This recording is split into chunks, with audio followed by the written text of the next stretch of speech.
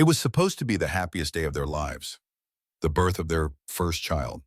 But at 2:47 a.m., the wife died in labor, and the mistress laughed until the doctor whispered three words that changed everything. It's twins. What could drive someone to smile at a tragedy like that? What secrets hide behind this picture-perfect family? And how did one woman's final act expose the darkest truth of them all?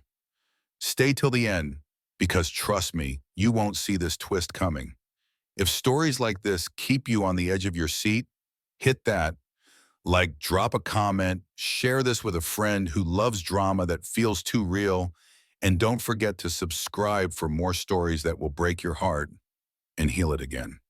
The fluorescent lights in the hospital hallway buzzed with a persistent hum that made David Mitchell want to scream. 2:47 in the morning. He'd been staring at that clock on the wall for what felt like hours, watching the second hand tick forward while his wife fought for her life just 20 feet away. He wasn't alone.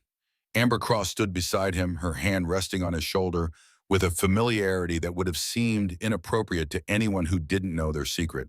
Her manicured nails drummed against his suit jacket in a rhythm that matched his racing heart.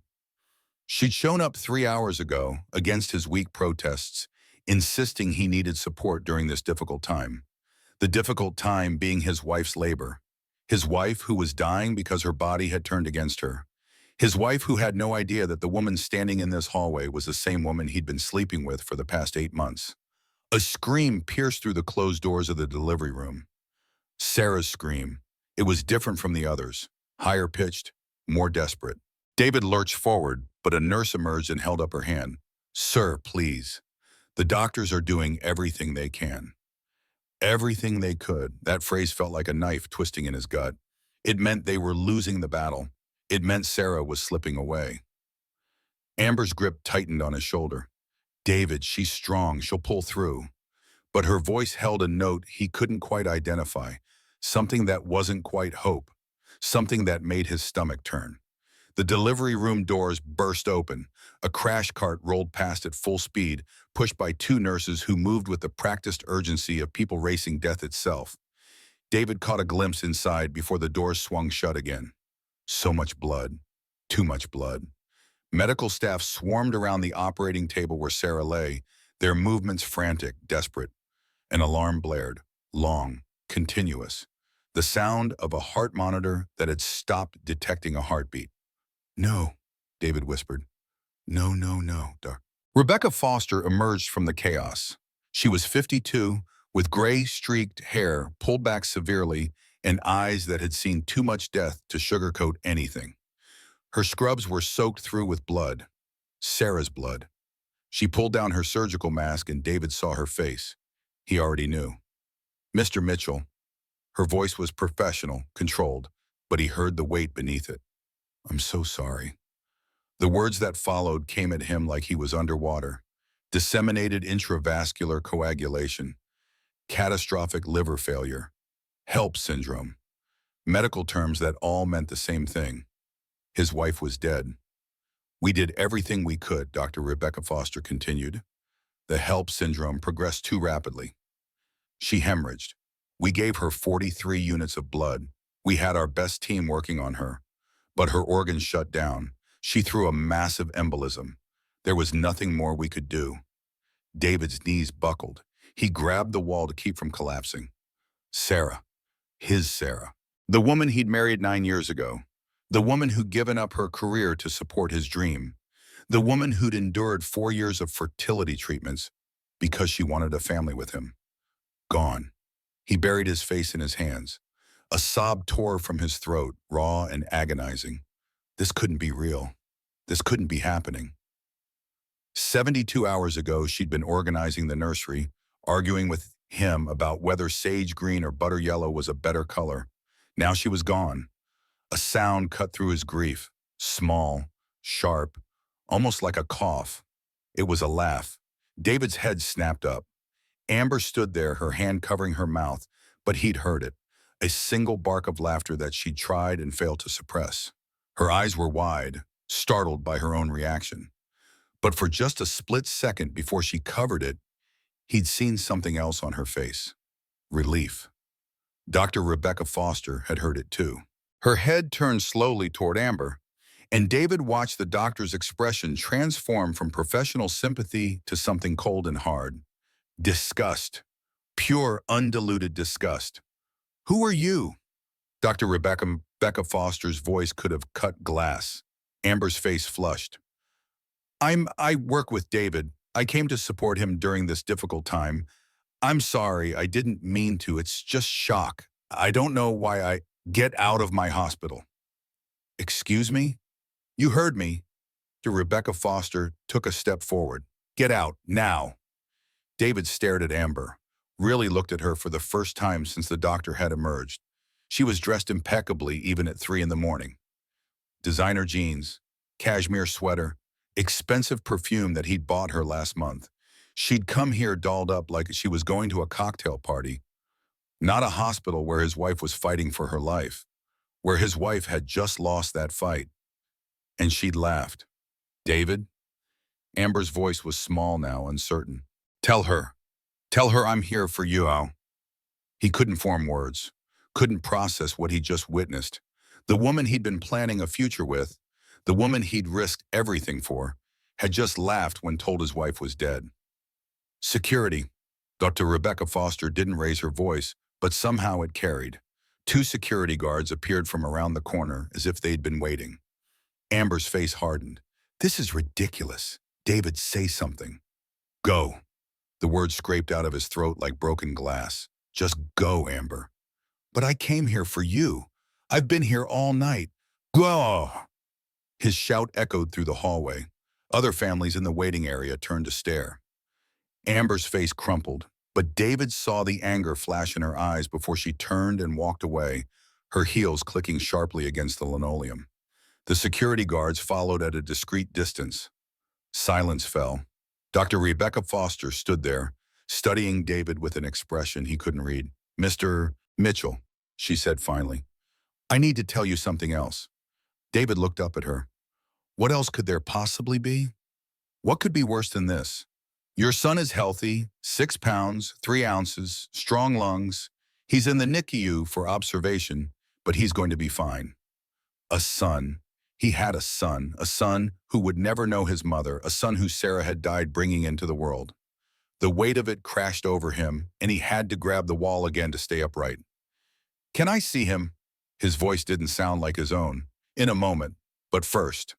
Rebecca Foster paused. "There's something else. Something we didn't know until we opened her up." David's world had already ended. What else could there be? On every ultrasound, one baby was positioned directly behind the other. It's extremely rare, but it happens. The second fetus was completely hidden. We didn't know until the C-section. The hallway tilted. David grabbed for something to steady himself, but found only air. Dr. Rebecca Foster's eyes held his. "Mr. Mitchell, your wife gave birth to twins, a boy and a girl." The words didn't make sense. Couldn't make sense. Twins. Sarah had carried twins and nobody knew. She died not bringing one baby into the world, but 2. "Your daughter is smaller," Dr. Rebecca Foster continued. 5 pounds, 8 ounces. But she's stable. They're both in the NICU, both fighting, both alive. Both alive because Sarah had died. David's legs finally gave out and he slid down the wall until he was sitting on the cold hospital floor, his head in his hands, most racking his entire body. Dr. Rebecca Foster knelt beside him. When she spoke again, her voice was softer but no less fierce. "I've been doing this for 30 years, Mr. Mitchell. I've seen a lot of families, a lot of love, a lot of grief." She paused. "And I've never, in all my years, seen someone laugh when told a mother died in childbirth." David couldn't look at her. "That woman in the waiting room, she wasn't here to support you. She was here because she thought she'd won something." Rebecca Foster's hand gripped his shoulder. "Your wife fought until her body had nothing left to give. She died trying to bring your children into this world. Don't you dare dishonor that sacrifice." 3 days earlier, David Mitchell had stood in his corner office on the 14th floor of the Pulse Flow Analytics building, watching the sunrise paint the Connecticut skyline in shades of gold and pink, and believed he had everything under control. His startup had gone from a garage operation to an $80 million valuation in 5 years. He'd built something real, something that mattered. The tech blogs called him a visionary. Investors fought for meetings. His VP of sales had just closed a deal with 3 Fortune 500 companies in 1 quarter. His VP of sales, who was currently pressed against him in the private bathroom, connected to his office, her lips on his neck, her hands working to loosen his tie. "We have the board meeting in 20 minutes, David said, but he didn't push Amber away. "Then we better be quick." Amber Cross smiled up at him with the kind of confidence that had first attracted him 8 months ago. She was 29, ambitious, brilliant at her job, and completely unlike his wife in every way that mattered. Sarah was soft, Amber was sharp. Sarah wanted family dinners and quiet evenings. Amber wanted late nights and champagne and the thrill of building an empire. Sarah had given up her career. Amber was just beginning hers. Sarah was pregnant. Amber was free. The thought of Sarah made guilt twist in David's stomach, but Amber's mouth found his, and he let himself forget for just a few more stolen minutes. Later, in the boardroom, David presented the quarterly results while Amber sat 3 seats down, perfectly professional, taking notes on her tablet. Nobody knew. They were careful, always careful. Separate hotel rooms on business trips, different restaurants, never the same Uber. After the meeting, as people filed out, Amber lingered. "Dinner tonight? The new place in New Haven?" "Can't. Sarah's 39 weeks. Her doctor said any day now." Something flickered across Amber's face. "Right, the baby. I know this is hard. It's fine." But her smile was tight. "Just 3 more weeks, right? Then we can finally start making real plans." David's phone buzzed. "Sarah. I should take this." Amber left without another word. David answered to hear his wife's breathless voice. "David, I think something's wrong. My vision is blurry, and I have this terrible headache. The doctor said if I had symptoms like this, I should call immediately." His heart kicked hard against his ribs. "I'm coming home right now. Call your OB. Tell them we're on our way." He grabbed his jacket and ran. By the time he reached their house in the suburbs, Sarah was sitting on the couch, pale and shaking. Her ankles were so swollen her feet looked like balloons. When she stood, she swayed, and he had to catch her. "How long have you been feeling like this?" "Since this morning. I thought it was just normal pregnancy stuff, but then the headache got really bad, and I couldn't see straight, and I got scared." David helped her to the car. As he drove toward the hospital, his phone buzzed repeatedly. Amber. He ignored it. Dr. Rebecca Foster met them in the emergency entrance. She took one look at Sarah, and her face went grim. "How long has your blood pressure been this high?" Dr. Rebecca Foster was checking Sarah's vitals while nurses hooked her up to monitors. "I don't know. It was a little elevated at my last appointment, but you said to watch it. Your pressure is 190 over 110. That's stroke level. And there's protein in your urine." Dr. Rebecca Foster looked at David. "We're admitting her. This is severe preeclampsia. It could progress to eclampsia, which means seizures. We need to get this baby out, today." Sarah gripped David's hand so hard her nails drew blood. "Today? But I'm not ready. We haven't finished the nursery. I don't have my bag packed. Sarah." Rebecca Foster's voice was kind but firm. "Your body is shutting down. We need to induce labor now. If we wait, you could stroke out, or your organs could fail, or the baby could go into distress. Do you understand?" Sarah nodded, tears streaming down her face. Okay. They admitted her to a labor and delivery room. The next 18 hours blurred together. Contractions, pain, Sarah begging for an epidural, but the anesthesiologist was in emergency surgery. David holding her hand while she screamed. Nurses coming and going, Dr. Rebecca Foster checking cervix dilation and shaking her head. Around midnight, Sarah's sister Michelle finally arrived, flying in from Seattle. She took one look at Sarah and her face went white. "Oh my God, Em." Michelle had called Sarah Em since they were kids. "You look terrible." "Thanks," Sarah gasped between contractions. "That's exactly what I needed to hear." Michelle pulled David aside in the hallway. "What's going on? She looks awful." "HELP syndrome. They think it might be HELP syndrome. Her liver enzymes are elevated. Her platelets are dropping." If they can't get the baby out soon, they're doing an emergency C-section. And if they do the C-section? David couldn't answer. He'd Googled HELP syndrome on his phone during one of Sarah's rest periods between contractions. Mortality rate up to 25%. Liver failure, kidney failure, stroke, hemorrhage. The words had swum in front of his eyes until he'd had to put the phone away before he threw up. His phone buzzed again. Amber, for the 50th time. He finally answered, stepping into the stairwell where no one could hear.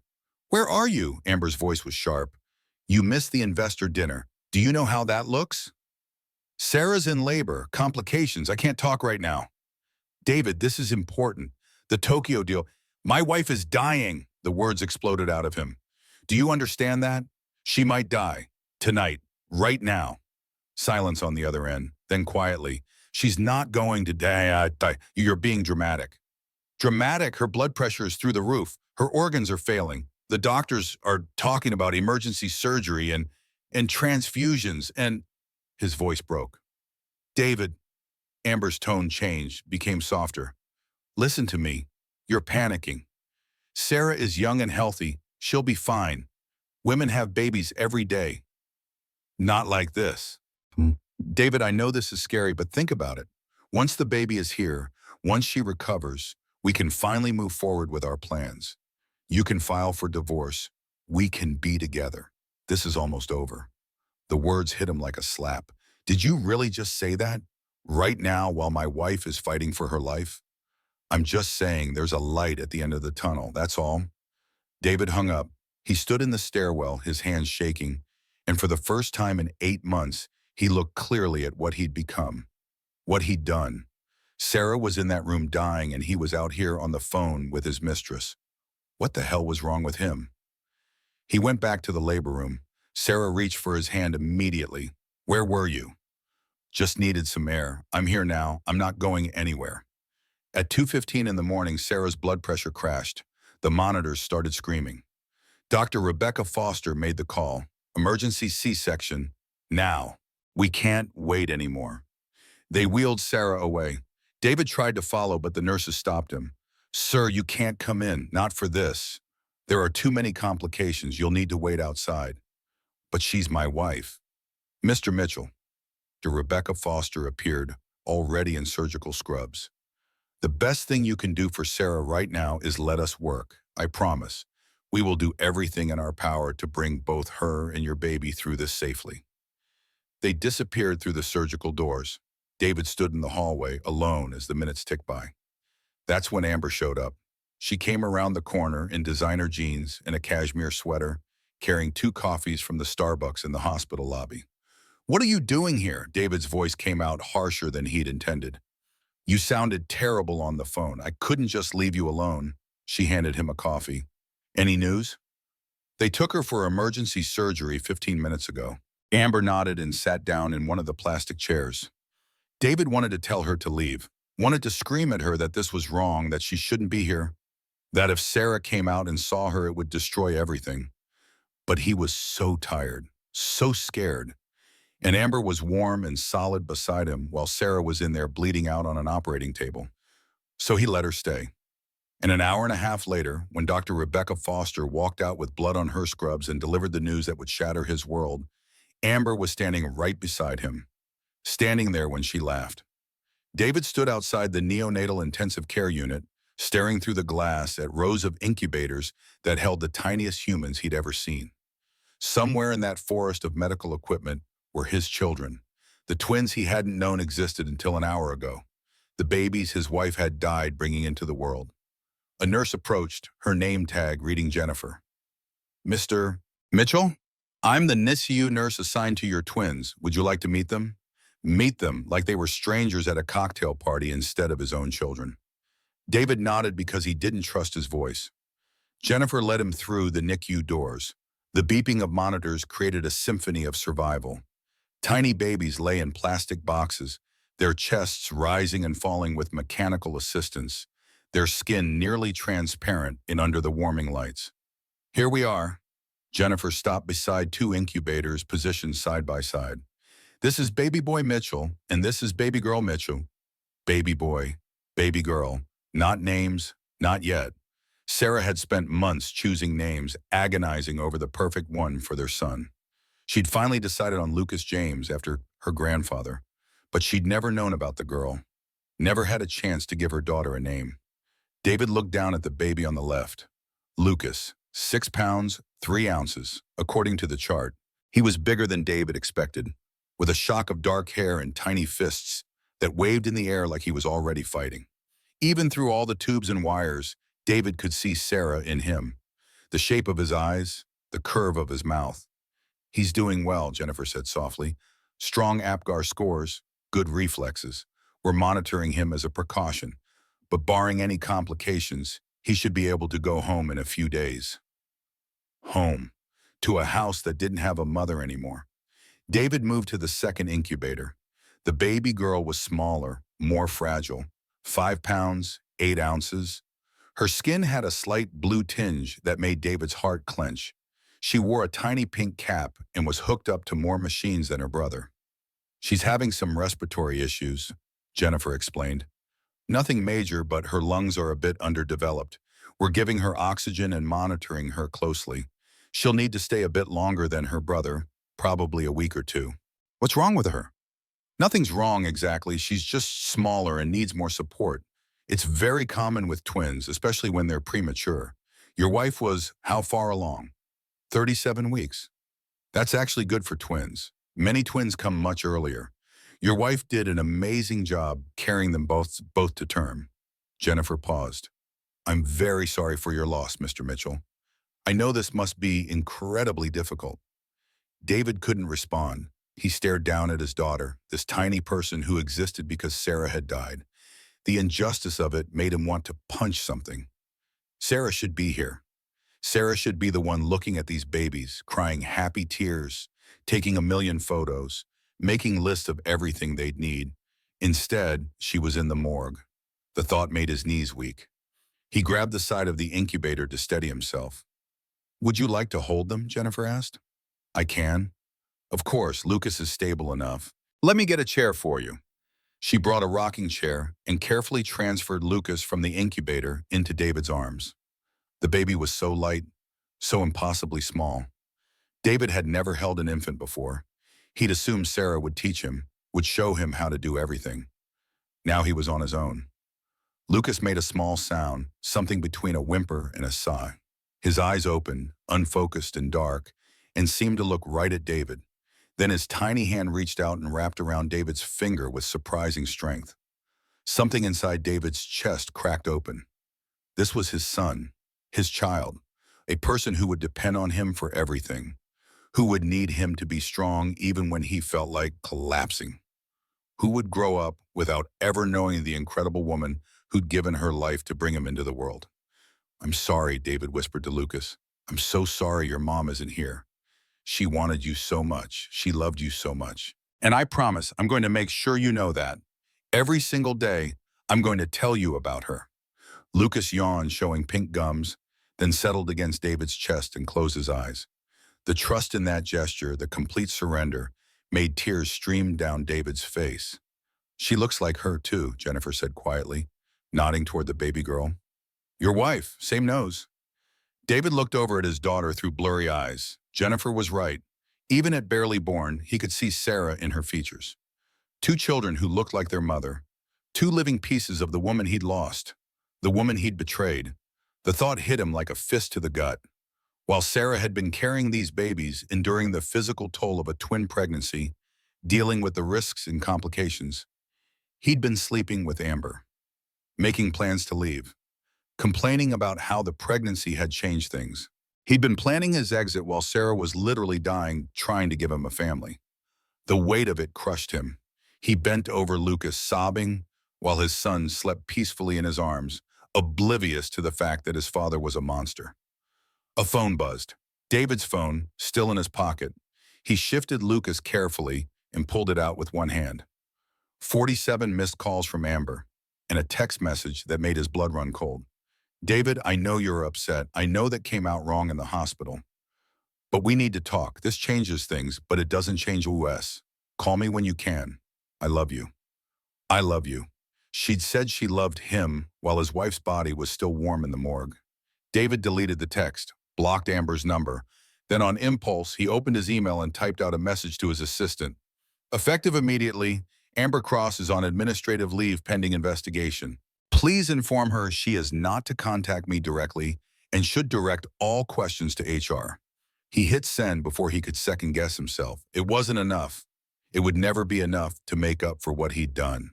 But it was a start. Jennifer came back. Would you like me to take him so you can hold your daughter?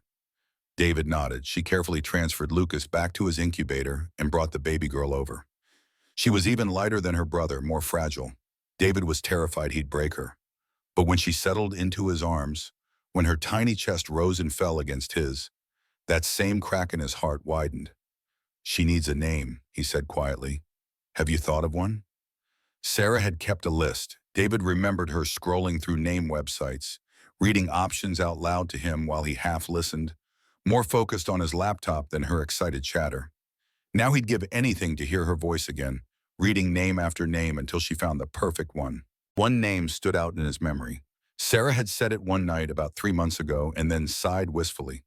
Lily Rose. If we ever have a daughter, I want to name her Lily Rose. It was my grandmother's name. David looked down at his daughter.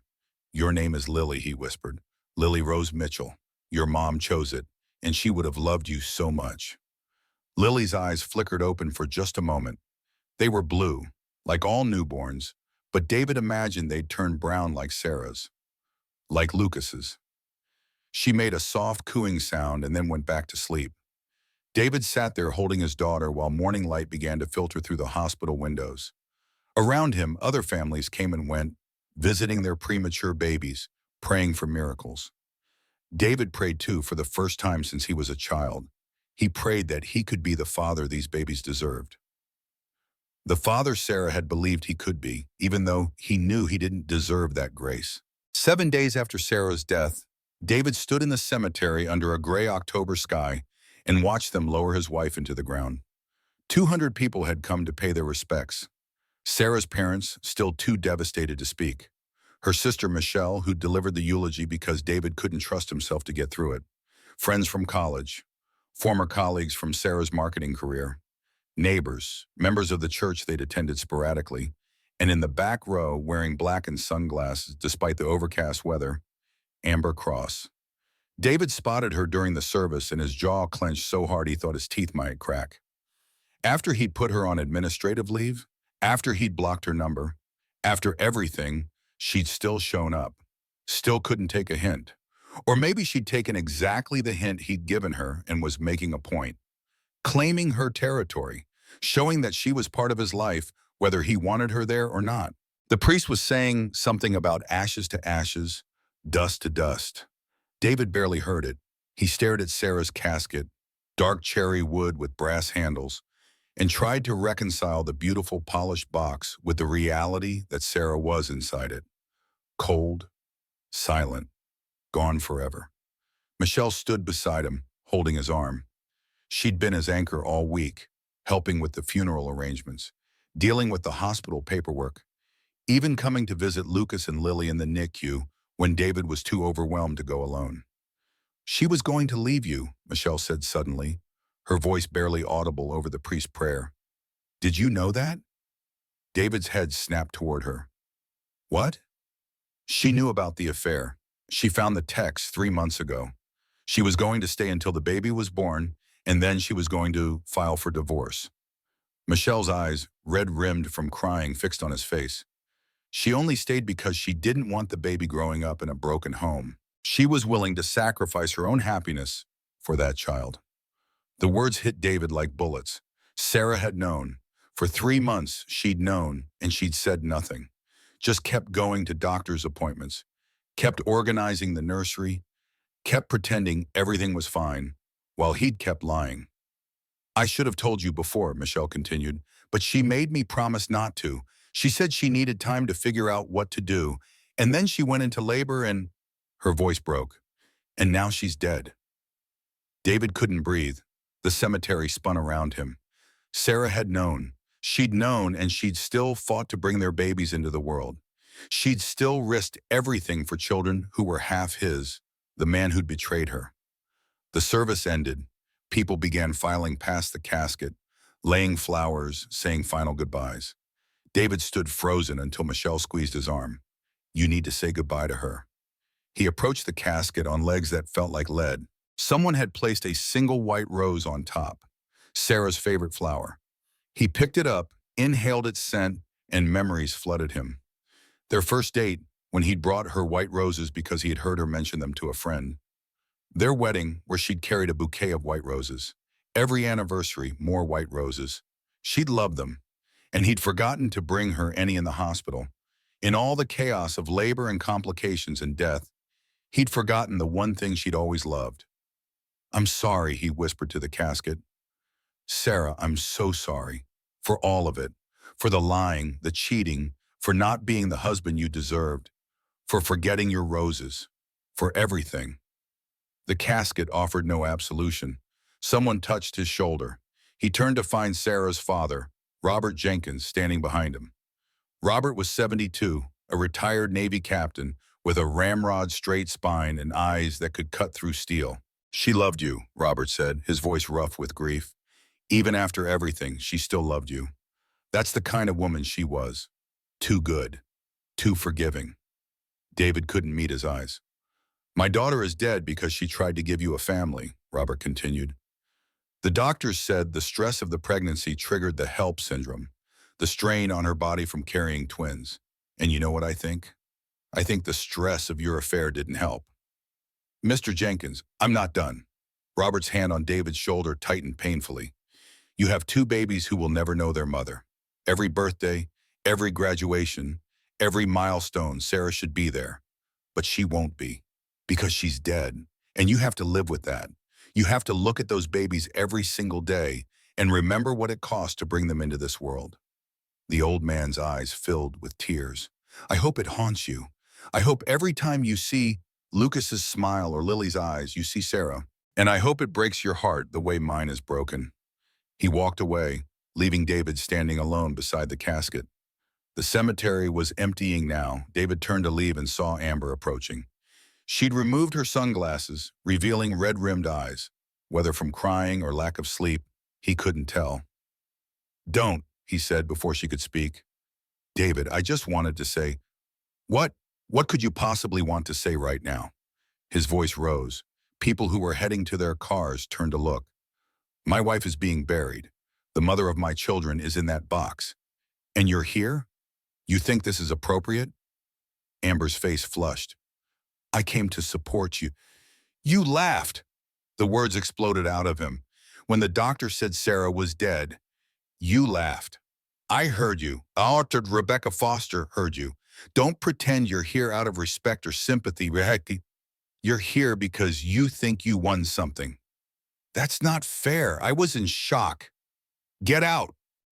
David's hands clenched into fists at his sides. Get out of this cemetery. Get out of my life. We're done, Amber. Completely done. You don't mean that. David, we had plans. We were building something.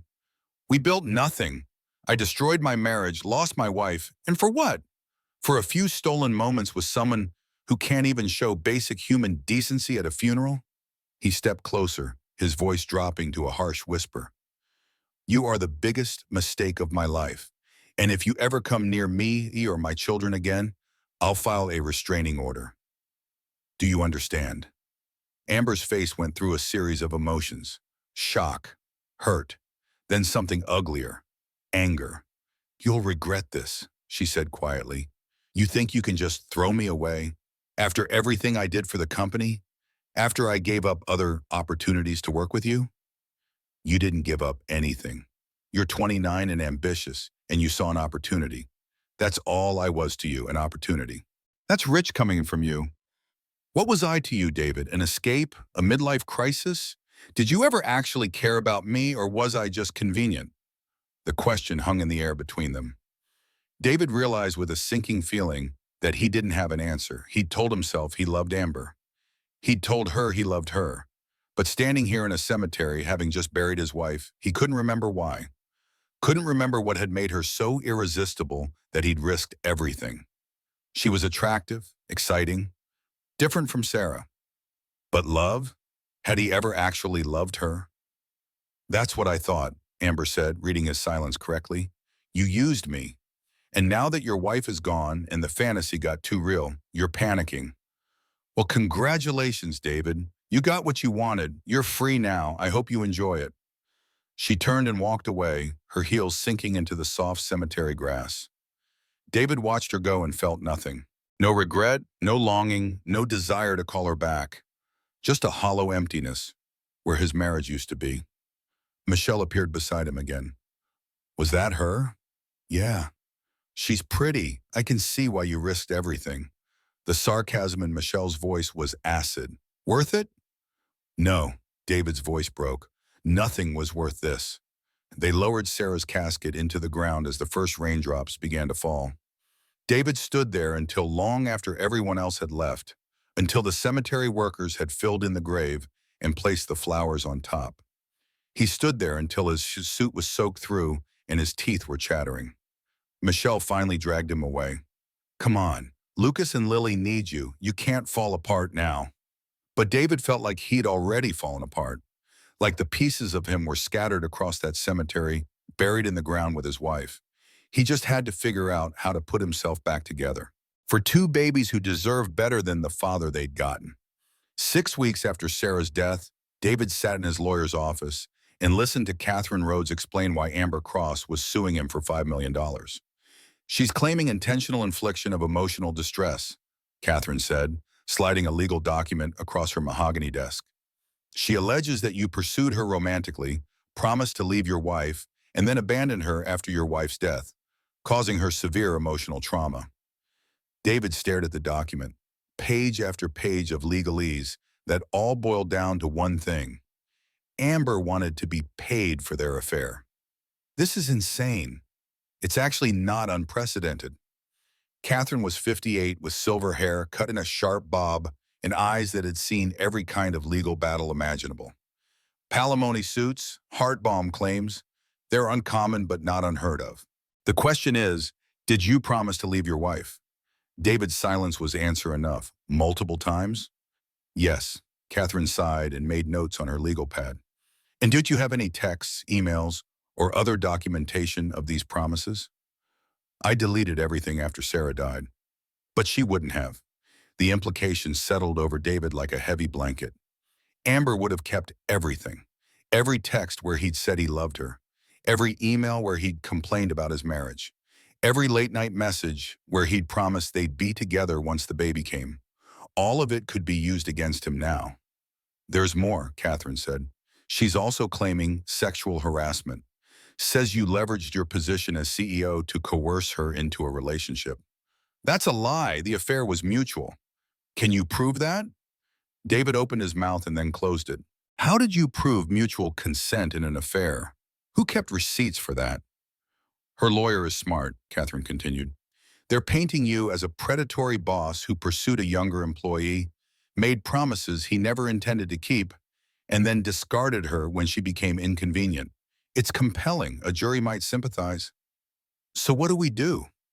We fight, and to fight, I need to know everything. Every detail of the affair. When it started, how it started, everything you said or promised. I need access to your phone records, your credit card statements, your hotel bookings, everything. David spent the next 3 hours recounting the affair in excruciating detail. Every lie he'd told Sarah, every night he'd pretended to work late, every weekend business trip that had actually been a hotel room with Amber. By the time he was done, he felt sick. Okay, Catherine said, finishing her notes. This isn't great, but it's not terrible. The fact that you ended things immediately after your wife's death actually works in our favor. It shows you were grieving, not manipulating. And the funeral incident, where she showed up uninvited, that demonstrates poor judgment on her part. What about the hospital? What about it? David hadn't told anyone this part. Not the police, not his family, not even Michelle. But sitting here in Catherine's office, surrounded by law books and the smell of expensive leather, he finally let it out. She laughed. When the doctor told me Sarah was dead, Amber laughed. Catherine's pen stopped moving.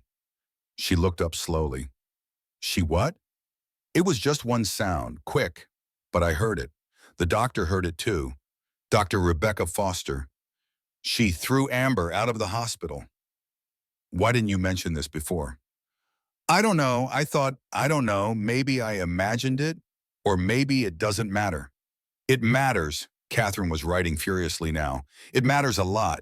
If we can get Dr. Rebecca Foster to testify about that, it completely changes the narrative. Amber's not the heartbroken victim of a manipulative boss. She's a callous opportunist who was waiting for your wife to die. David felt sick. You think that's what she was doing? Waiting? I think we need to find out. David, I'm going to hire a private investigator. I want to know everything about Amber Cross, where she came from, what she did before Pulse Flow, who she's dated, everything. If she has a pattern of going after wealthy men, married men, it helps our case. How long will that take? A few weeks. In the meantime, do not contact her. Don't respond to any messages. Don't talk about her with anyone. And especially don't post anything on social media about your relationship with your children or Sarah's death. Everything can and will be used in court. David left Catherine's office feeling like he'd been hit by a truck. He drove to the hospital where Lucas and Lily were still in the NICU. Lily was improving but still needed respiratory support. Lucas had been ready to go home for weeks, but David couldn't bring himself to separate the twins. They'd come into the world together. They should go home together. Look who's here, Nurse Jennifer said when David arrived. Your favorite person. Lucas was awake in his incubator, kicking his legs. He was 2 months old now and had grown considerably. His dark hair had thickened, and his eyes, which had started out blue, were shifting to brown. Sarah's brown. David washed his hands and lifted Lucas out carefully. The baby made happy gurgling sounds and immediately grabbed for David's finger.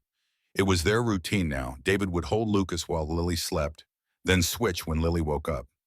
He'd learned to change diapers, mix formula, identify different types of cries, all the things Sarah was supposed to teach him. How's Lily doing today? David asked. Better.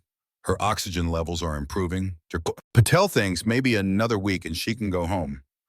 Home, David had been putting off thinking about that. The house was still full of Sarah's things. Her clothes in the closet, her toothbrush by the sink, the sage green nursery she'd spent months preparing, now needing 2 of everything. Michelle had offered to help him pack up Sarah's belongings. David had told her he wasn't ready. The truth was, he didn't know if he'd ever be ready to erase Sarah from that house. His phone buzzed, a text from an unknown number. You can't ignore me forever. We need to talk about the lawsuit. I'm willing to settle for $3 million if you drop the harassment claim from my employment record. Amber. She must have gotten a new number after he'd blocked her. David deleted the text without responding. Catherine had said no contact. He'd follow her advice. Another text came through immediately. I know you're reading these. I saw you at the hospital parking lot yesterday. Still visiting the babies every day? Such a devoted father. Too bad you weren't a devoted husband. David's hand tightened on his phone. How did she know he was at the hospital every day? Was she following him? A third text. $3 million, David. That's my final offer. Otherwise, I'll see you in court. And I'll make sure everyone knows what kind of man you really are. David forwarded the text to Catherine and turned off his phone. Lucas had fallen asleep in his arms. David looked down at his son's peaceful face and made a decision. Whatever Amber wanted, whatever she was threatening, he wouldn't let it touch his children. He'd pay her off, settle the lawsuit, whatever it took to make her go away. Because Lucas and Lily had already lost their mother. They weren't going to lose their father too, even if that father didn't deserve them. 3 weeks after Amber's text, Catherine's private investigator delivered a file that changed everything. Marcus Reed had spent 20 years with the NYPD before going private. He was methodical, thorough, and had a talent for finding dirt that people thought they'd buried. The file he handed Catherine was 3 inches thick. Catherine called David to her office immediately. You need to see this. She spread documents across her desk, bank statements, email printouts, text message logs, and photos, lots of photos. Amber Cross isn't who she says she is, Catherine began. Her real name is Amber Jane Hutchins. She changed it legally 4 years ago. Why would she change her name? to hide her past. Before she was your VP of sales, she worked for a hedge fund in New York. Dated one of the senior partners, a married man named Richard Drummond. Sound familiar? David's stomach turned. The affair lasted 8 months. Amber was his executive assistant. She got pregnant, or claimed to, told Richard she was keeping the baby and he needed to leave his wife. When he refused, she sued him for sexual harassment and emotional distress. Sound familiar yet? Oh my God. It gets better. The hedge fund settled for $1.2 million to make the lawsuit go away. Part of the settlement was a non-disclosure agreement and a promise from Amber to resign quietly. She took the money, moved to Connecticut, changed her name, and started fresh. Catherine flipped to another document. Before New York, she was in Boston. Different name then, Amber Hutchins. Dated another married executive. No lawsuit that time, but she did receive a substantial, quote, gift of $300,000 shortly before their affair ended. David felt like he was going to be sick. She's done this before, multiple times. She has a pattern. Target successful married men in their late 30s to mid-40s. Start an affair. Get pregnant or claim to. Push for them to leave their wives. If they refuse or the relationship ends, threaten a lawsuit. Settle for cash and move on to the next mark. I was a mark. You were a mark. And David, there's more. Catherine pulled out another document. This is Amber's search history from her work computer at PulseFlow. We got it through discovery in the harassment lawsuit. Look at the dates. David scanned the printout. His blood ran cold. January 15th. Connecticut inheritance laws, married couple. February 3rd. Life insurance, payout, death spouse. February 28th. Preeclampsia mortality rate. March 10th. HELP syndrome, fatal pregnancy. March 16th. Widower remarriage, how soon? April 5th. Stepmother writes biological mother dead. The searches went on and on. Amber had been researching Sarah's death for months before it happened. She'd been studying the laws, the statistics, the possibilities. She was planning this, David said, his voice barely a whisper. She was waiting for Sarah to die. It looks that way. And David, there's one more thing. The really damning thing. Catherine pulled out a final document. This is from Amber's personal laptop. Marcus got it through a forensic data recovery service. She deleted the file, but it was still in her hard drive cache. It's a journal entry dated 4 months before Sarah's death. She handed David a printout. He read it, and with each word, the horror grew. David's wife has severe preeclampsia. I researched it.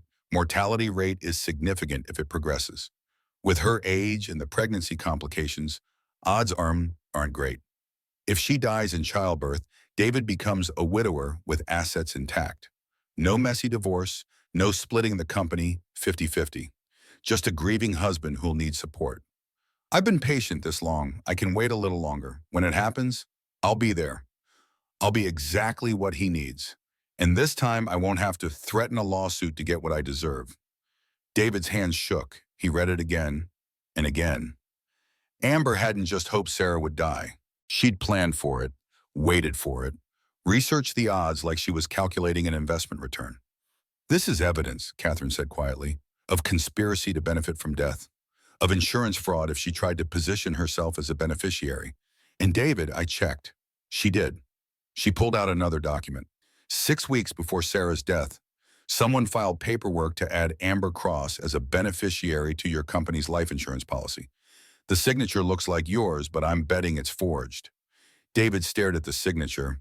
It looked like his, but the handwriting was slightly off. I never signed this. I didn't think so. I'm having a handwriting expert examine it.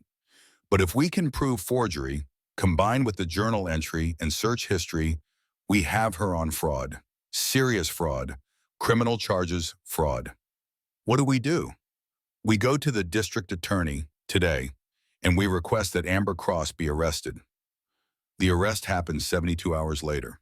Amber was at a Starbucks in downtown Hartford, meeting with her lawyer to discuss the lawsuit strategy, when 2 detectives walked in. Amber Cross, you're under arrest for insurance fraud, forgery, and conspiracy to commit fraud. Customers turned to stare. Amber's face went white, then red. "This is ridiculous. I haven't done anything wrong. You have the right to remain silent. Anything you say can and will be used against you in a court of law." They cuffed her right there in the coffee shop. Someone filmed it on their phone. By that evening, the video had gone viral. Tech CEO's mistress arrested in hospital death scandal. The media descended.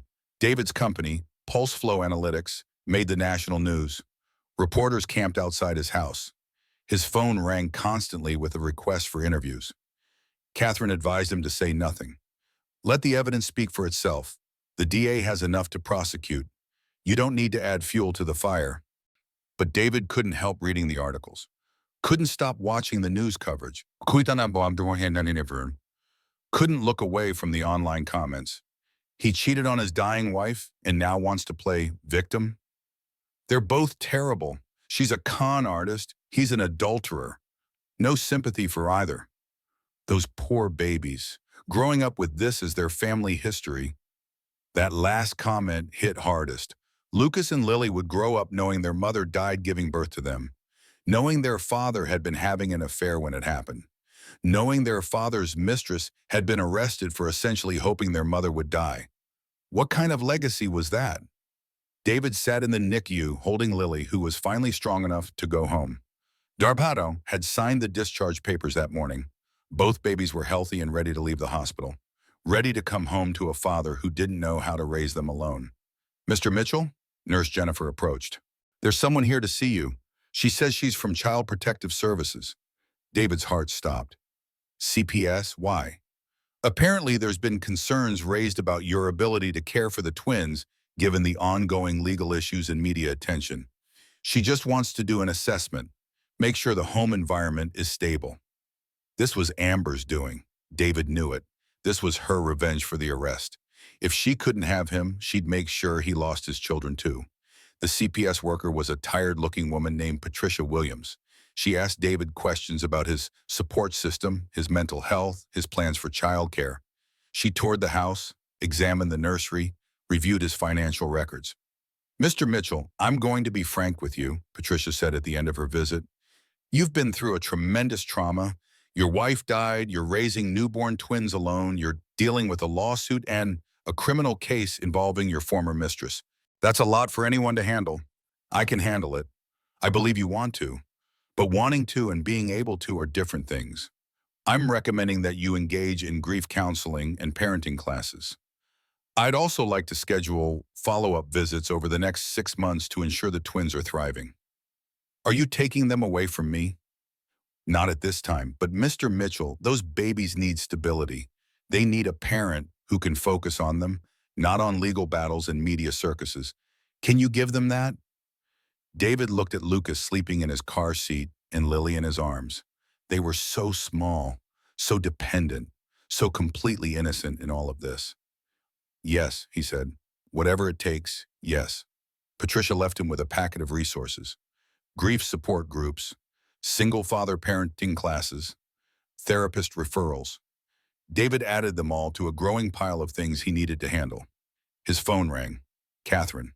"The grand jury indicted Amber on all counts. She's being arraigned tomorrow." "David, this is good, very good. Her lawsuit is going to get thrown out. No judge will take her case seriously now that she's facing criminal charges." "What about my kids?" "CPS just left." "That's expected. It's standard procedure in high-profile cases. Just do what they ask. Go to counseling. Take the parenting classes. Show them you're stable and committed. They'll close the case." After Catherine hung up, David sat in the quiet house holding his daughter. Lucas was asleep in the nursery upstairs. The house that had once been full of Sarah's presence now felt empty and cold. He thought about Sarah's journal entries, the videos she'd recorded for the baby, the letter she'd written. She'd known she might not make it. She'd prepared for that possibility, and she'd forgiven him. Even after everything he'd done, she'd forgiven him and asked him to be the father their children needed. He didn't deserve that forgiveness, but he'd spend the rest of his life trying to earn it anyway. The trial of Amber Cross began on a cold January morning, 4 months after Sarah's death. David sat in the gallery beside Catherine Rhodes and watched as Amber was led into the courtroom in handcuffs. She'd lost weight. Her designer clothes had been replaced with an ill-fitting suit from Target. Her hair, once professionally highlighted, had grown out to show dark roots. She looked like what she was, a woman whose carefully constructed facade had crumbled. The prosecution's case was devastating. They presented the journal entries, the search history, the forged beneficiary form, text messages where Amber had told friends she was playing the long game with David, emails to her sister where she'd calculated David's net worth and discussed her retirement plan. The defense tried to argue that thoughts weren't crimes, that Amber's private musings about Sarah's potential death didn't constitute conspiracy, that the affair had been mutual and consensual. But then the prosecution called Dr. Rebecca Foster to the stand. To Rebecca Foster, you were the attending physician when Sarah Mitchell died, correct? Yes. Can you describe what happened in the hallway after you informed Mr. Mitchell of his wife's death? Rebecca Foster's voice was steady and clinical. I told Mr. Mitchell that his wife had passed away due to complications from HELP syndrome. He was understandably distraught. There was a woman standing beside him. I later learned her name was Amber Cross. What did Ms. Cross do when you delivered this news? She laughed. The courtroom erupted. The judge banged his gavel for order. Amber's face had gone chalk white. Could you describe the laugh, Dr. Rebecca Foster? It was short, a single sound, almost like a bark. She tried to cover it immediately, but it was unmistakable. I've been a physician for 30 years. I've delivered thousands of babies, and I've seen families receive tragic news many times. I have never, not once, heard someone laugh when told a mother died in childbirth. What did you do? I had security remove her from the hospital. Her behavior was inappropriate and disturbing. The defense attorney tried to recover on cross-examination. Dr. Rebecca Foster, isn't it possible Ms. Cross laughed out of shock? People react strangely to traumatic news. I'm a medical professional. I know the difference between shock and satisfaction. What I witnessed was not shock. The defense called Amber to testify in her own defense. It was a mistake. Ms. Cross, the prosecution has presented evidence that you researched Mrs. Mitchell's medical condition extensively. Can you explain why? Amber's lawyer had clearly coached her, but under pressure, her story fell apart. I was concerned for David. His wife had complications. I wanted to understand what he was going through. And so you researched inheritance laws and life insurance payouts out of concern? I was just trying to understand the financial implications if something happened. David was stressed about money and the company, and did you tell Mr. Mitchell you loved him? Yes. Did you discuss a future together? Yes. Did that future include his wife? Amber faltered. I thought we hoped that eventually David would get divorced. But his wife died before he could file for divorce. That worked out well for you, didn't it? Objection! Amber's lawyer shot to his feet. Sustained. But the damage was done. The prosecution's closing argument was simple and damning. Ladies and gentlemen, this case is about a woman who saw an opportunity and took it. She targeted a wealthy married man. She started an affair. She researched his wife's medical condition and realized there was a chance, a real chance, that the wife might die in childbirth. And she waited. She positioned herself to benefit financially if that death occurred. She forged documents to add herself as a life insurance beneficiary. And when Sarah Mitchell did die, when she left behind two newborn babies and a grieving husband, Amber Cross laughed because her plan had worked. The jury deliberated for 6 hours. On the count of insurance fraud, we find the defendant guilty. On the count of forgery, we find the defendant guilty. On the count of conspiracy to commit fraud, we find the defendant guilty. Amber's face crumpled. Her lawyer put a hand on her shoulder. She was led away in handcuffs, and David felt absolutely nothing. No triumph, no relief, just a hollow emptiness. Because even with Amber convicted, even with justice served, it didn't bring Sarah back. The judge scheduled sentencing for 3 weeks later. Catherine expected Amber would get 2 to 3 years in prison, plus restitution. Outside the courthouse, reporters swarmed David. Mr. Mitchell, how do you feel about the verdict? Mr. Mitchell, do you have any comment about your affair? Mr. Mitchell, what about your children? Catherine pulled him away. No comment to anything. They climbed into her car and drove away from the circus. David's phone buzzed with messages. His parents offering support. Michelle saying she'd watched the news coverage and she was glad Amber had been held accountable. Friends from college reaching out after years of silence. And one message from an unknown number. You destroyed my life. I hope you're happy. Amber. She must have gotten access to a phone somehow. David deleted it without responding and blocked the number. It's over, Catherine said as they drove back toward David's house. The criminal case is done. Her civil lawsuit will be dismissed. You can move on now. Move on, like it was that simple. Like he could just forget the past 4 months and start fresh. David looked out the window at the gray January landscape. Snow was starting to fall, light flakes that wouldn't stick but made everything look bleak and cold. I need to do something, he said suddenly. What? The money from the settlement, the restitution she'll have to pay, and the life insurance payout from Sarah's policy. I don't want it. Any of it. David, that's a substantial amount. You have 2 children to raise. I want to start a foundation in Sarah's name for HELP syndrome research and support for families affected by maternal mortality. Catherine was quiet for a moment. That's a good idea, a really good idea. Sarah shouldn't have died. If there had been better screening, earlier detection, maybe she'd still be alive. I can't bring her back, but maybe I can help make sure other women don't die the way she did. I'll draw up the paperwork. They pulled up to David's house. The media had mostly moved on to other stories, but there was still a lone reporter camped outside. Catherine honked and the reporter scrambled away. David went inside.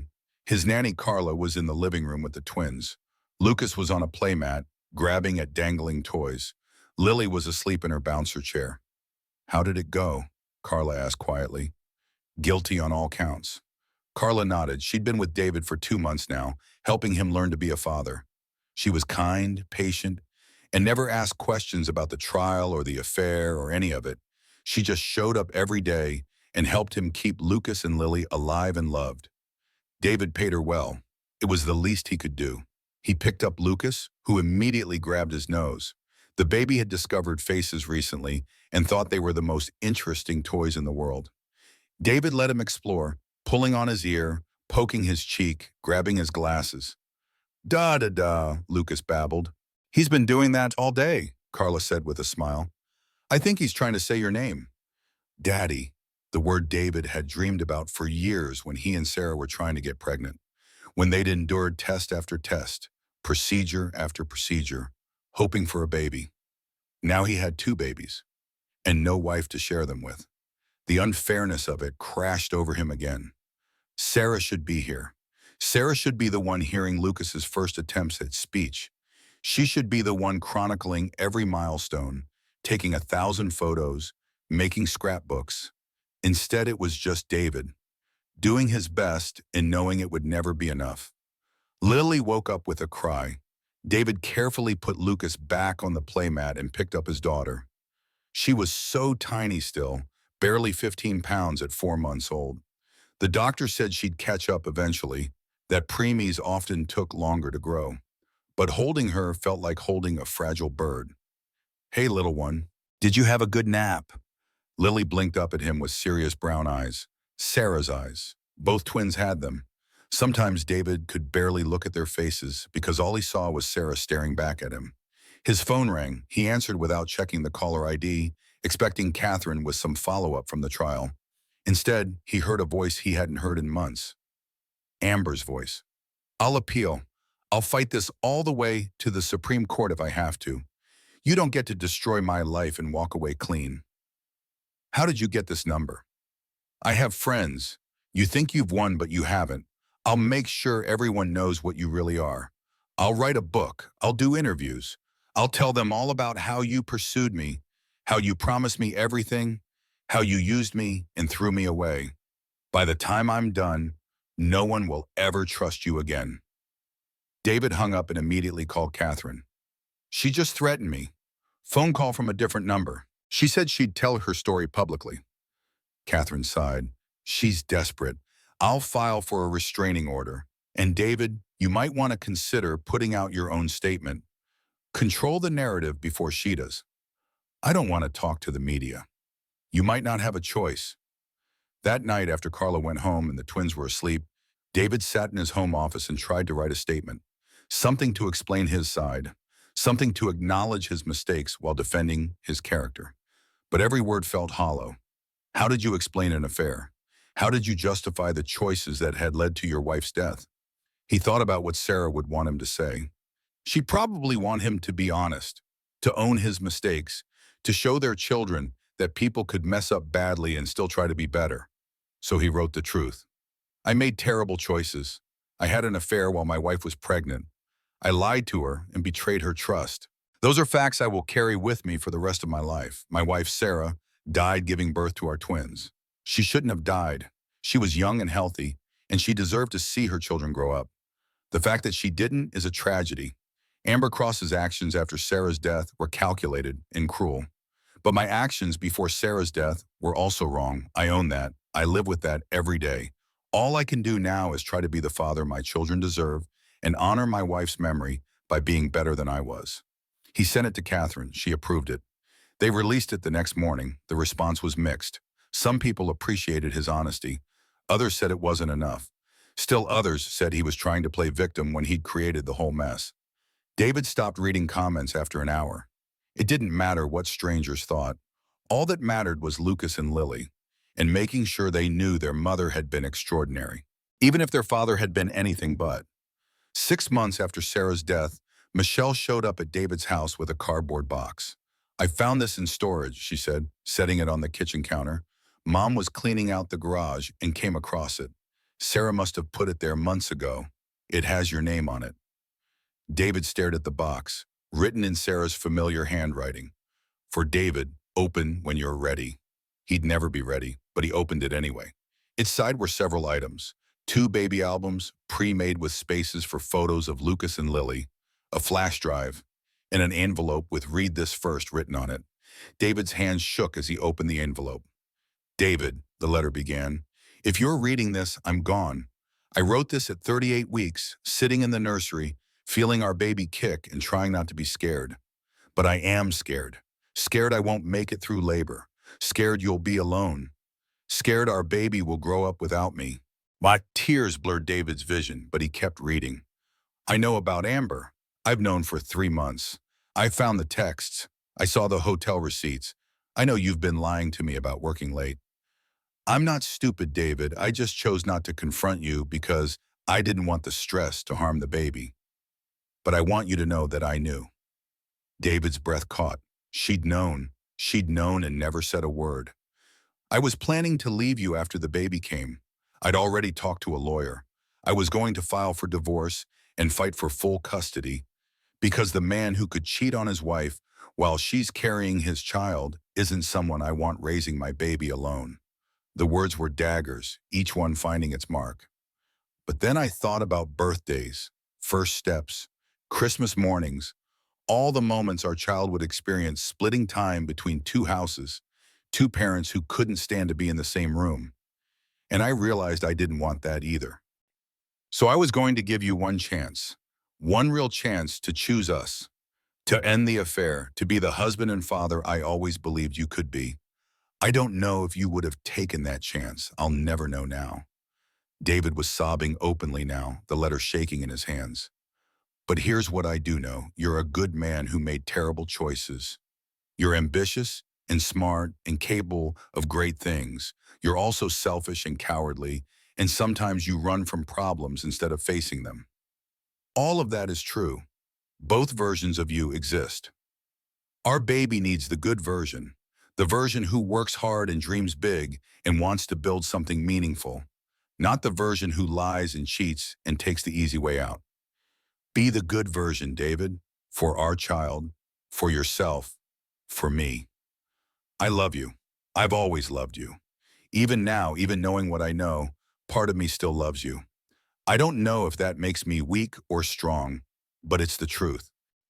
Take care of our baby. Tell them about me. Show them pictures. Share memories.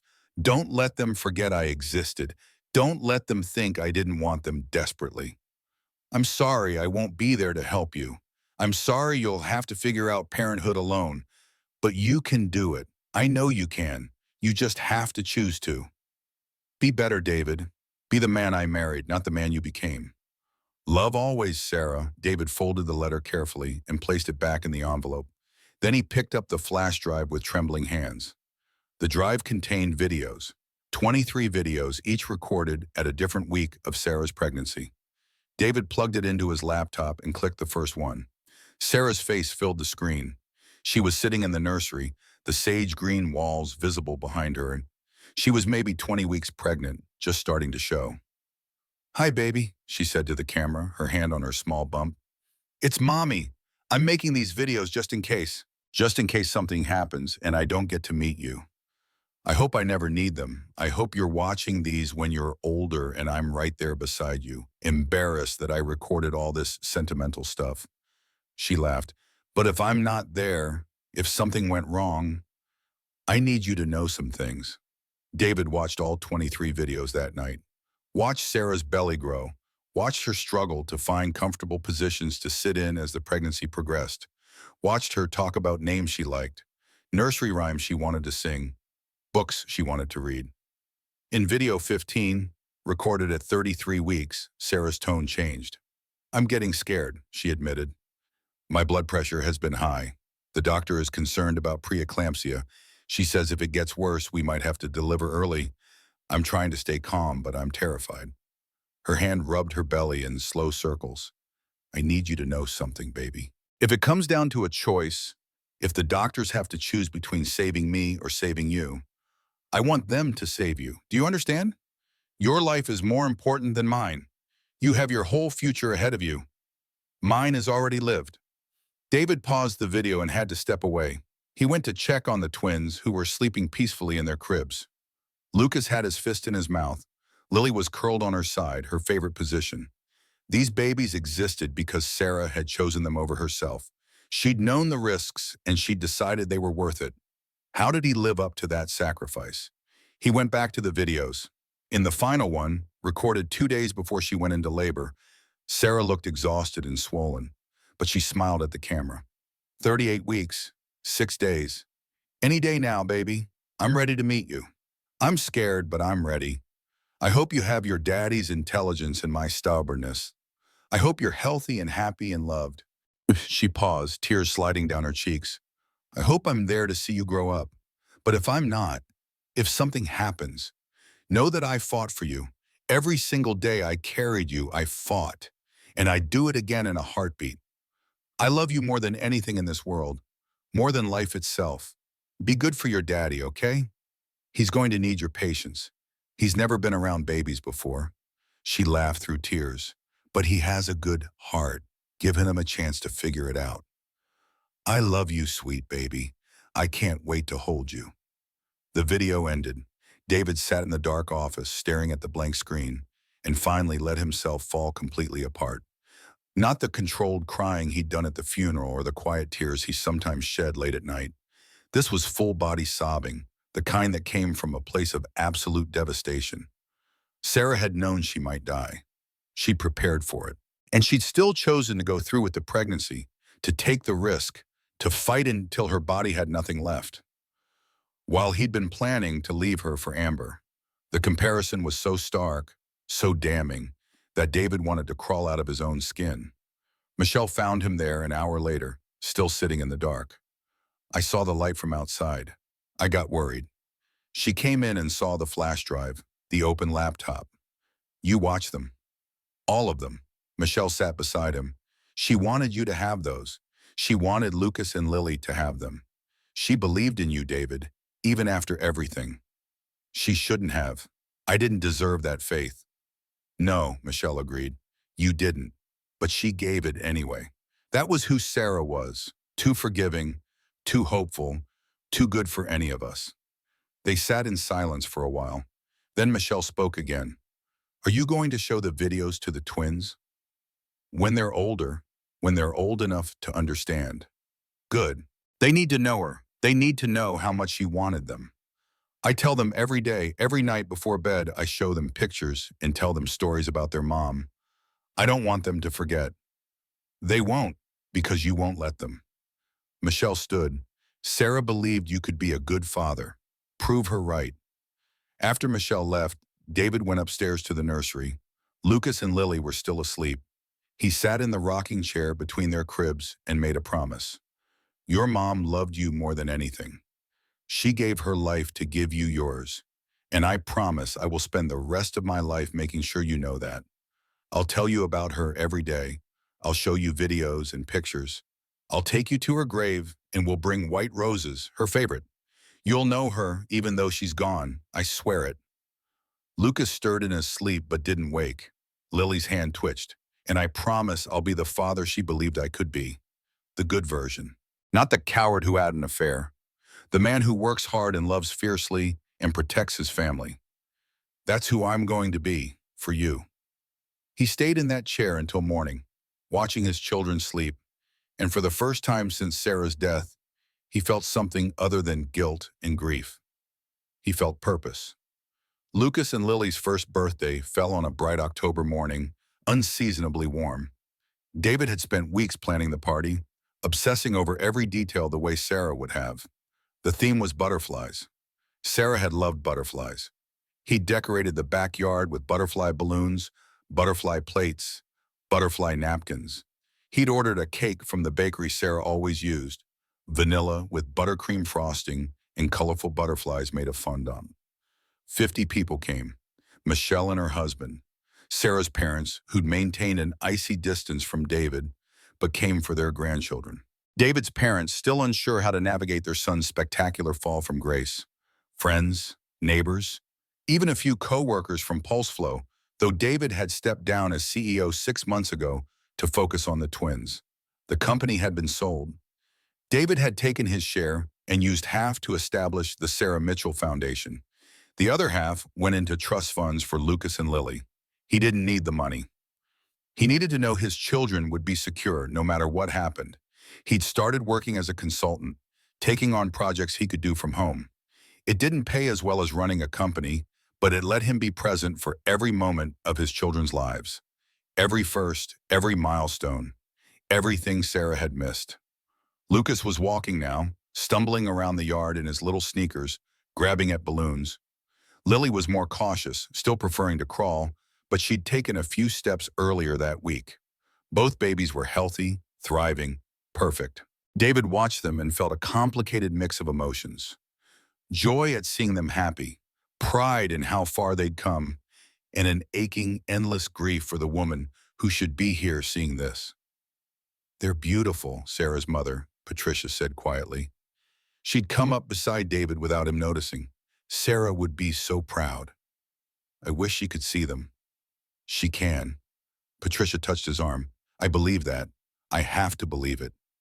It was the first kind thing Sarah's mother had said to him since the funeral. David felt his throat tighten. I'm sorry, he said. I'm so sorry for what I did to her, to you, to all of you. Patricia nodded slowly.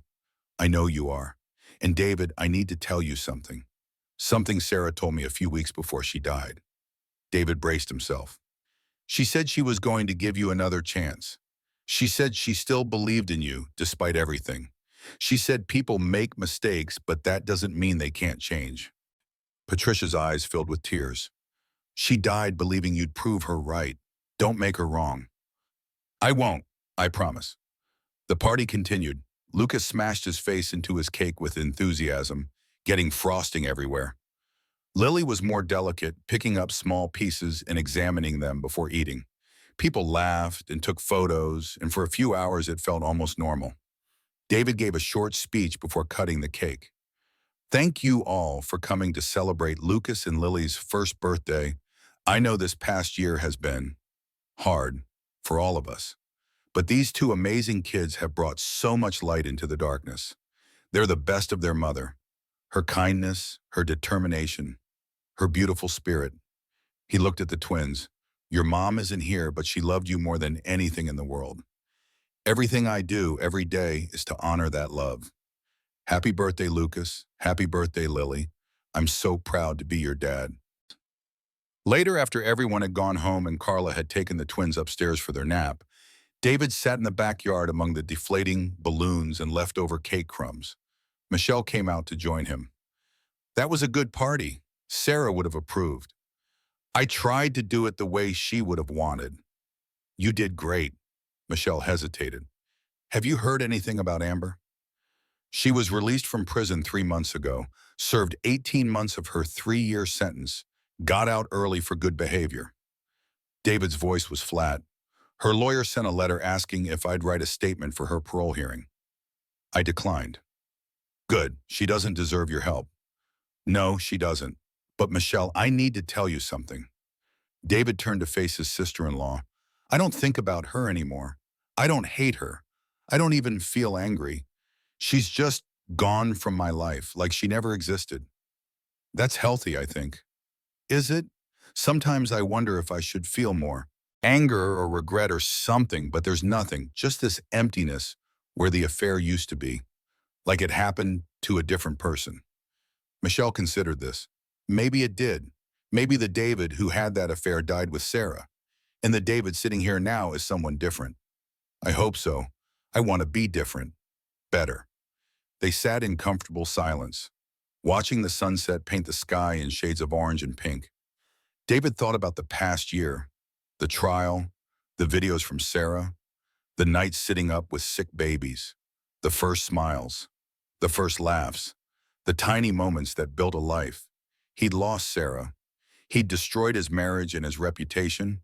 He'd become a cautionary tale in tech circles and in parenting forums. But he'd gained something too. He'd gained the chance to know his children, to be present for them in a way he probably wouldn't have been if Sarah had lived and he'd gone through with the divorce.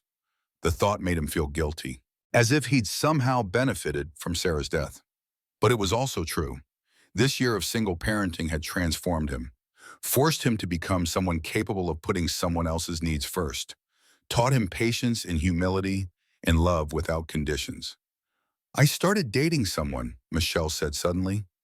David looked at her in surprise. Michelle had been divorced for 5 years and had sworn off relationships. That's great. Who is he? She, actually. Her name is Rebecca. We met at a grief support group. You're going to grief support? For Sarah, I needed it, losing my sister. Michelle's voice cracked. It's been really hard, David. I know it's been hard for you too, but she was my best friend, my whole life, and now she's gone. David reached over and took Michelle's hand. I'm sorry. I know I've been wrapped up in the twins and the legal stuff. I should have checked on you more. It's okay. You've been dealing with your own grief. But yeah, I met Rebecca at the group. She lost her brother to cancer. We got talking, started getting coffee after meetings. And now, she smiled through tears. Now I'm in love with her, which feels weird to say out loud because Sarah's only been gone a year and I feel guilty being happy. Sarah would want you to be happy. I know, but still. They talked until the stars came out. About Sarah, about memories, about the future. When Michelle finally left, David went inside and climbed the stairs to the nursery. Lucas and Lily were asleep in their cribs. David stood between them, one hand on each railing, and whispered his nightly promise. Your mom loved you. I love you. And tomorrow we'll get up and do it all again. Every day, for the rest of your lives. I'm here. I'm not going anywhere.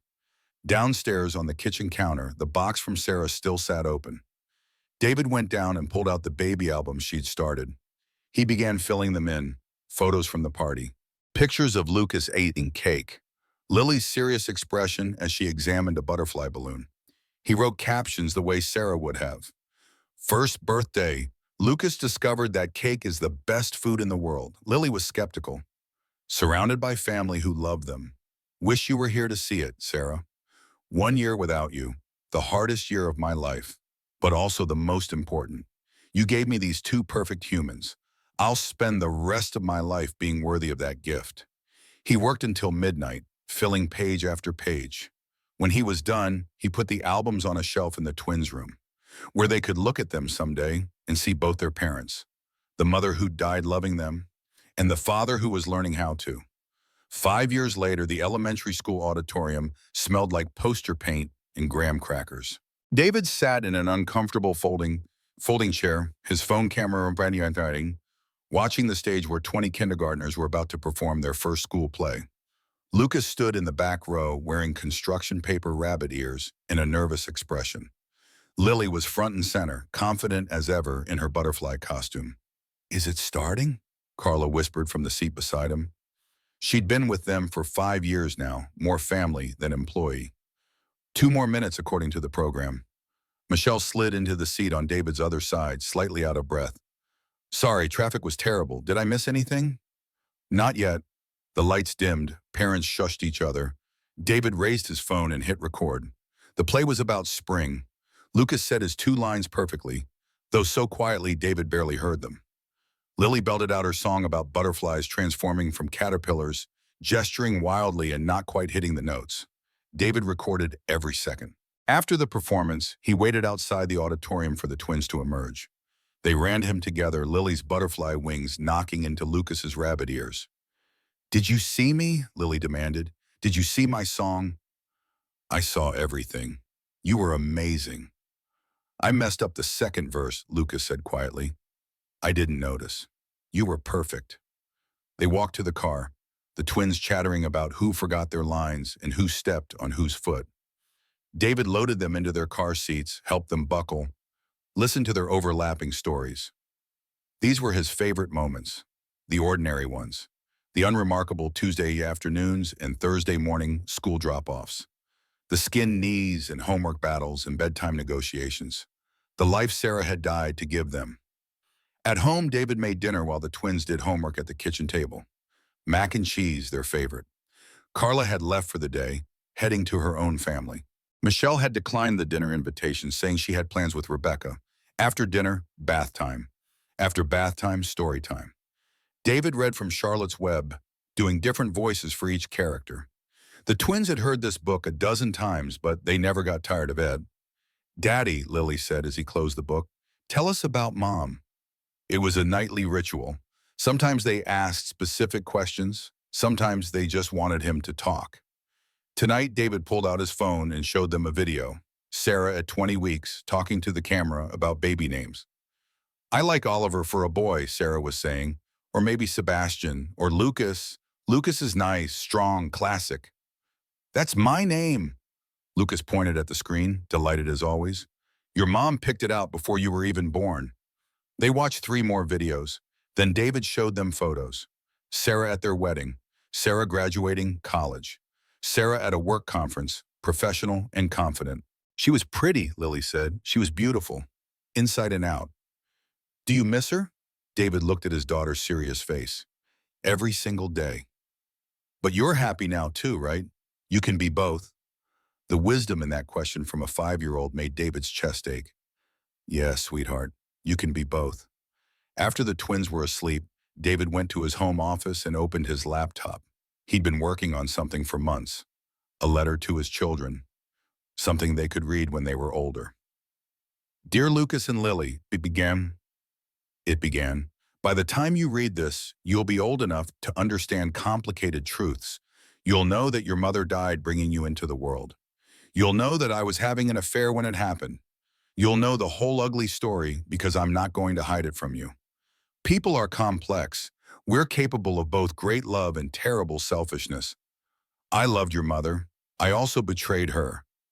Both things are true. Well, your mother was extraordinary. She was kind, talented, funny, smart. She wanted you more than anything in the world. When she found out about my affair, she was planning to leave me. But she chose to stay until you were born because she wanted you to have a stable family. She died fighting for you. The doctors say HELP syndrome is unpredictable, that there was nothing anyone could have done differently. But I'll always wonder if the stress I caused contributed, if my lies and my betrayal somehow made her more vulnerable. I live with that guilt every day, but I also live with the incredible gift she gave me. You, 2 perfect, beautiful, amazing humans who make me want to be better. I won't lie to you about who I was. I was selfish and cowardly, and I hurt the person I should have protected most. But I'm trying every single day to be the father your mother believed I could be. The man who shows up, who puts you first, who loves you unconditionally, who tells you about your mother so you'll always know her, even though she's not here. I hope that's enough. I hope when you read this, You'll understand that people can make terrible mistakes and still love you fiercely. That your father is deeply flawed but also deeply committed to you. Your mother loved you more than life itself, literally. And I love you just as much. Everything I do for you. Love always, Dad. David saved the letter and closed his laptop. Through the window, he could see the backyard where they'd had the twins' first birthday party, where they'd celebrated every milestone since. 5 years. It felt like a lifetime, and like yesterday all at once, his phone buzzed. A text from an unknown number. For a split second, David's heart seized, thinking it was Amber. But when he opened it, he saw it was from Dr. Rebecca Foster. Mr. Mitchell, I hope this message finds you well. I think of you and the twins often. I wanted you to know that the Sarah Mitchell Foundation funded a research study that just published results in JAMA.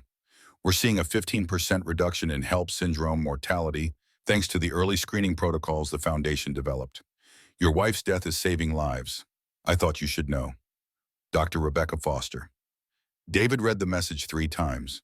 Then he walked upstairs to the twins' room and stood in the doorway, watching them sleep. Did you hear that, Sarah? He whispered. You're still saving lives, still making a difference. I wish you were here to see it.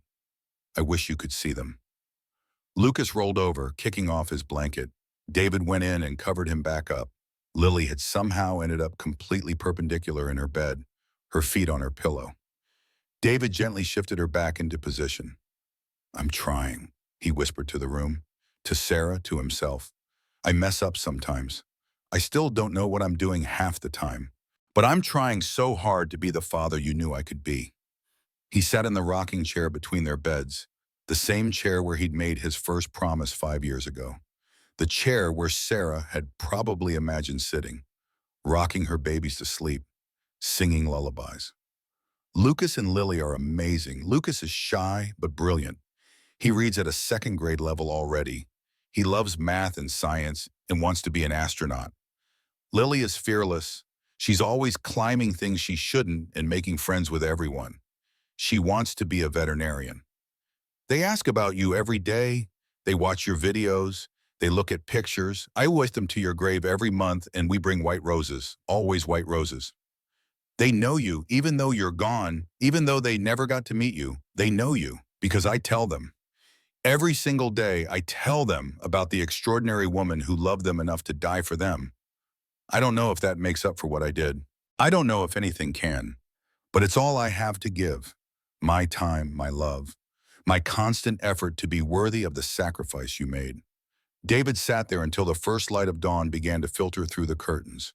Then he stood, kissed each sleeping child on the forehead, and went downstairs to make breakfast. Another day, another chance to prove Sarah's faith in him wasn't misplaced. Another chance to be the father his children needed. The father he should have been all along. 10 years after Sarah Mitchell's death, David stood in a hospital conference room and listened to Dr. Rebecca Foster present the findings of the latest research funded by the Sarah Mitchell Foundation. Thanks to early screening protocols and improved treatment methods developed through foundation grants, maternal mortality from HELLP syndrome has decreased by 37% nationally over the past decade. That's approximately 2,000 women who are alive today because of this research. 2,000 women, 2,000 families that didn't have to experience what David and his children had experienced. After the presentation, Dr. Rebecca Foster approached him. Your wife would be proud. I hope so. How are the twins? They're 15 now. Lucas is obsessed with robotics. Lily is on the debate team and wants to be a lawyer. David smiled. They're incredible. Sarah would love them. She does love them. I believe that. David thought about the videos he still watched sometimes late at night when he couldn't sleep. Sarah's voice frozen at 38 weeks pregnant, full of hope and fear and overwhelming love. I believe that too. Walking to his car, David's phone rang. Lily. Dad, Lucas is hogging the TV and I need to watch my debate recording from yesterday's tournament. Let him finish his show. You can wait 10 minutes. But Dad, 10 minutes, Lily. Use that excellent debate training to negotiate with your brother. She hung up, clearly annoyed. David smiled, 15 years old, arguing over the TV, dealing with homework and first crushes and friendship drama. Normal teenage problems. That's what Sarah had given them, normal lives, despite the tragedy that began them. David drove home to his argumentative teenagers in his normal suburban life in his ordinary Tuesday evening. It was everything Sarah had wanted for them. And David would spend every remaining day of his life making sure her sacrifice meant something.